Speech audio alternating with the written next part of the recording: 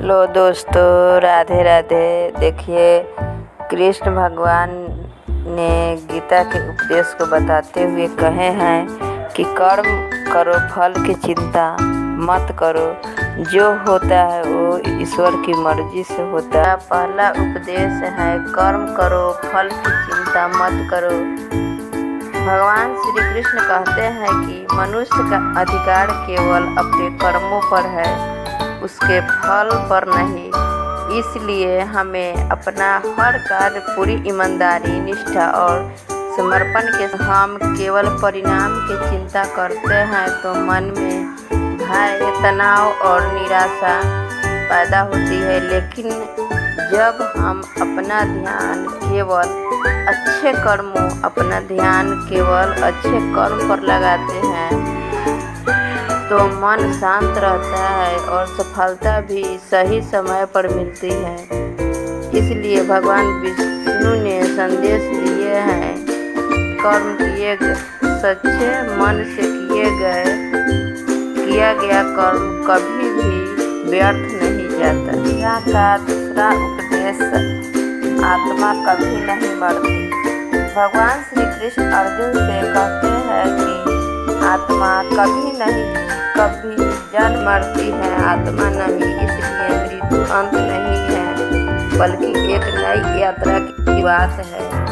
जब यह सत्य समझ में आ जाता है तब मनुष्य मृत्यु के भय से मुक्त होकर धर्म, सत्य और अपने कर्तव्य के मार्ग पर निडर होकर चलता है।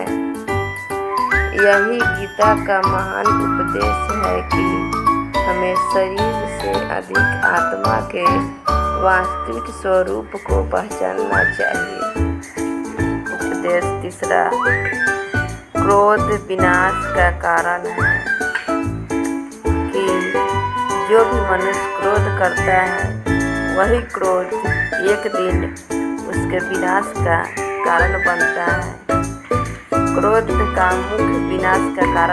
ही मुख्य विनाश का कारण होता है।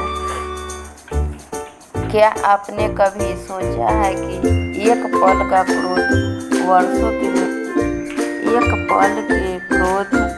वर्षों की मेहनत को नष्ट कर सकता है? भगवान श्री कृष्ण भगवत गीता में बताते हैं कि क्रोध मनुष्य का सबसे बड़ा शत्रु है। क्रोध से विवेक समाप्त हो जाता है, सही और गलत की पहचान मिटने लगती है और मनुष्य एक ऐसे निर्णय ले बैठता है जिनका उसके बाद में सामना करना चाहिए। जब भी क्रोध आए, कुछ क्षण रुके, गहरी सांस ले और सोच समझकर निर्णय ले। यही सच्ची शक्ति है और यह गीता का अमूल्य उपदेश है।